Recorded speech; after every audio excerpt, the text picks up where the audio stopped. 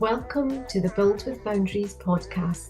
My name is Mahnaz, and this podcast is for mums who want to carve out time so that you can work in ways that work for you, your life, your family, and of course your business. Together, we will discover why you are not prioritising your business and the actions that you can take so you can live an intentional, productive, and fulfilled life without mum guilt. So let's dive in to today's episode. Episode 25, welcome to 7 reasons mums don't prioritise their business. This is such a juicy topic and I cannot wait to share all these reasons and so much to go through today. Number one that we're going to start with is society's expectations.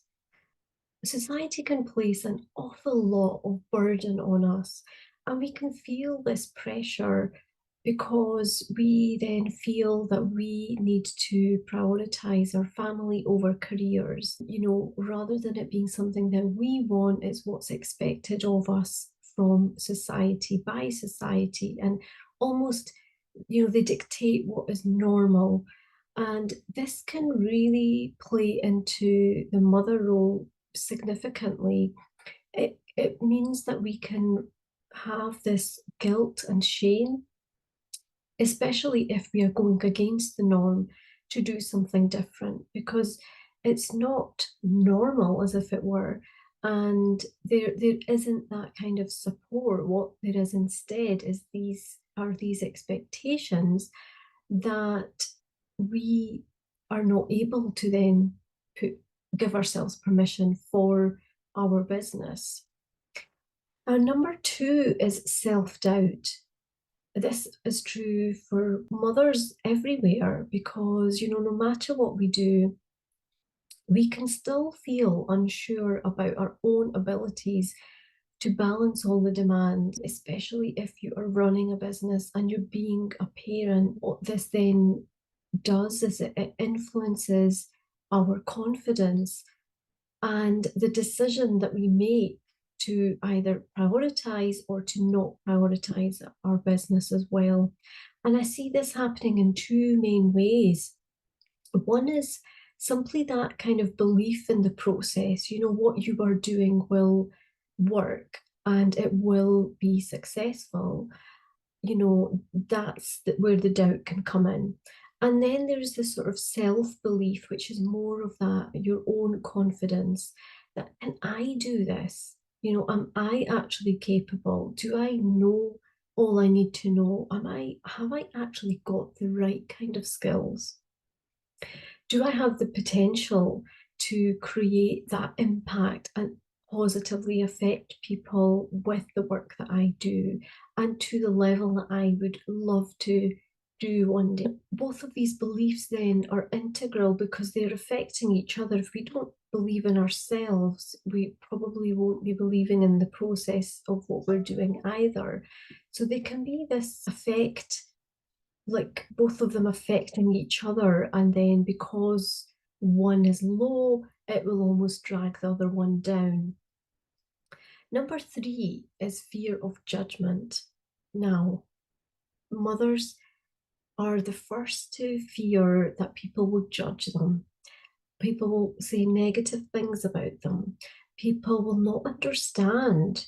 People will think that you are putting your business before your family and they'll have something to say about it. It's also that kind of criticism that can sometimes be to your face and sometimes it's behind your back. So, mums are very aware that there are these things, this judgment that will go on no matter what. But that can then become a barrier because when we feel that there is criticism, it just feels too difficult. And for us to then be able to plow on and to do everything, because we haven't been there, we start doubting ourselves more, and that kind of feeds into number two. Number four is lack of support. So many mums don't really have the right kind of support to allow them to juggle with the demands of being a parent and running a business. And then this can make it difficult for them to actually give it the priority that it needs. And sometimes this support can be just simply people around you, your immediate family, it could be friends, it could be your network, and it can also be more directly actually things that you need support with for your business. So, business support. And women do find it really, really difficult to ask for help. We are not of that nature. Whatever is thrown our way, whatever happens in the day, then we have to deal with it. Looking after our children, especially when they were younger, we have learned so many lessons to get us to this point. And no matter what happened in the day, we got through the day. We made sure everybody had everything they needed and the essential stuff was done. But what that means is that then we are not necessarily able to feel like we can ask for support because, we're simply supposed to hold it together. We're supposed to do everything and know everything and just manage without any training of mum school or anything like that, so that this can become another barrier and another thing that then affects us, whether it's intentionally even something that you're aware of, and or just that it's happening to you and you don't realize that you're not actually seeking support or not able to ask for support. Now, number five is lack of time. Now, obviously, this is a given. I mean, if you are a mum who has all the years put somebody else first, their children, husband, young kids, their school, their work, their food, everything about them, then we naturally have a lack of time in the sense that when our family is around, they become that kind of first priority. But because we then have such a limited amount of time to focus on our business, then it puts this pressure on because we're a responsible parent, and we can find it very challenging to then figure out how to actually give ourselves permission with such short time that we have. What can we actually achieve in that time? And it can be related back to other things where there's that guilt, when you are able to have time for yourself, that you are actually trying to or wanting to do something that's for you. Number six is lack of role models, and I think this one is such an important one. We may or may not realize, but anybody who is in our world, and that this can be digitally, virtually, in any shape or form, do you have enough role models? Because when we have a lack of role models, we're not able to see other people in our situation. So, other moms running a business that's, they're balancing it successfully, they are working in harmony with their life, they're able to do all the things, and they're able to show us what is actually possible. And this is so important because the fact that we can have role models in our world without necessarily working with every single one of them, they can help allow us to dream and believe, and that confidence and that kind of guilt and all these things that we need to work on. It's going to be really, really helpful when we can see other people doing those things, because if we haven't done it before, we need to be able to believe that it is possible. So when somebody is even a few steps ahead of you, and you see their progress and their success, you will feel really positive just by being around them and seeing how they are managing and what they're achieving. And this is that kind of ripple effect that you want to have in your life, because having those role models can really significantly change your own perspective and outlook as well. Because we need to have as many role models as we possibly can. I mean, we want role models for our children and we know how important it is for them. And in the same way, we need to have role models for the thing that we want to do. And if our business is our baby, then we need to be able to nourish that and give that a chance and to become the full potential that it can. And last but not least is cultural expectations. Now, this could be a mixture of religious and cultural. It could be that culturally, where you live, how you've been brought up, has had an influence on how you view things. But I want to bring in the fact that no matter what our background is and no matter how we were brought up, we have picked the social expectations, the cultural, and all these things, and almost created our own culture in our home, in our family home where we spend the most time. Now, that is like a culture that we have created ourselves for our children because we believe that things are important. We give it importance and we allow it to come into our life. And when we create those expectations, even in a home, in terms of how things operate and how our children behave or how, we act as a family, all these things, we are wanting to put ourselves out there for our business and be able to reach people. And this cultural expectation can feel like it's pulling us back and maybe holding us back because there's almost this hidden another expectation of the fact that family comes first, and family needs to be for my career, and my time should be devoted to them, and especially when they're around. And it just makes it challenging for mums to then prioritize their business because they can't understand, how it would be possible for them to do all the things they want to and have that kind of harmony with all parts of their lives working together and not against each other. So those were the top 7 that I wanted to share with you. So a quick rundown. Number 1 was society's expectations. Number 2 is self-doubt. And number 3 is fear of judgment. Number 4, lack of support. Number 5, lack of time. Number 6, lack of role models. And number 7 is cultural expectations. So I'd love to ask you, what is your hidden truth? Because I use the word hidden because I think that some of these things can be hidden unless we do some work to reveal what they are, because they'll be working in the background, they'll be working in our subconscious mind, they'll be around us, and we might be really quite oblivious to the fact that they exist. So, why do you feel stuck or unable to do what your heart and soul wants to do? So, whether that's just taking the next step, whether that's launching the thing, whether that's taking your business to the next stage, whether that's really like understanding and zoning in on what it is you want to do and focusing on that so that that's the one thing you can make grow.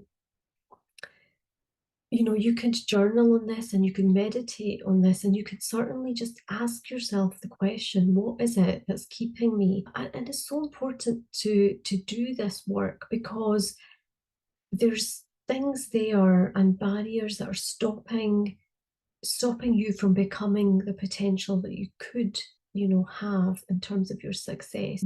Let's talk about what can actually change here. So if you firstly, let's just leave you with a little exercise to do. So do that, journal, meditate, ask yourself this question, and then think about how can you change one thing to help you right away. So depending on which of those 7 come out for you, what is the one thing? Everything starts with one change.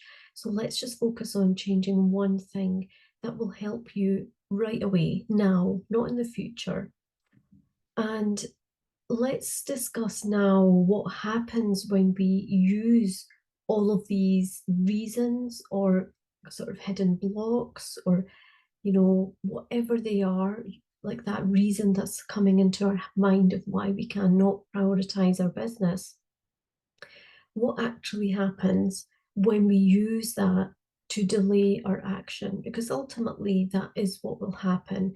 It's making it difficult and challenging for us to prioritize our business, and because we're not prioritizing our business, then we're unable to take the right action. So what happens when we use this? to delay our action, because effectively that's what it is. There's a delay, and it's almost like there's a pause there. How long is the pause? We will then be delaying our progress. And because we're delaying our progress, we will then automatically be delaying our success. We will be wasting our time. And it's often time that we don't have in the first place. So it's funny that, isn't it? This time thing keeps coming up. But when we already have a lack of time, we can be doing two things with it, either using it more effectively, or because we have not enough time, we're actually using it less effectively. Then another thing is that we feel our confidence dipping further. So we've talked about that confidence, and it can be that inner belief and self-belief, and it can also be the belief in what you are actually doing, so the confidence around the thing that you're working on.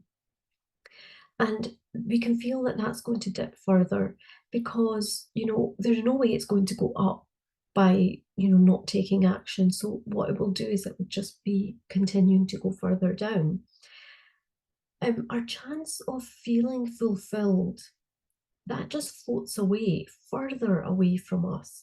And I think this is like really, really key, that if that dream that we have and that vision we have, and the number of clients we want to help, the things we want to help them with, and change their lives, in some way, shape, or form, if that kind of feeling was fulfillment, then that fulfillment is sitting on a boat and it's floating away from us. And we have even less of a chance or opportunity to do that.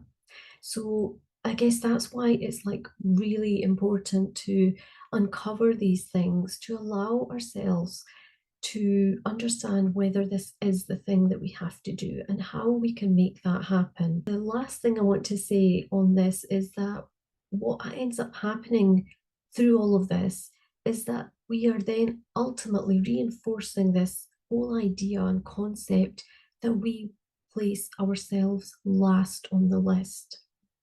That dream that you have is almost just going further and further away. And that's, of course, when it's a passion business and it is something that's driven from inside of you, it's something that needs to come out.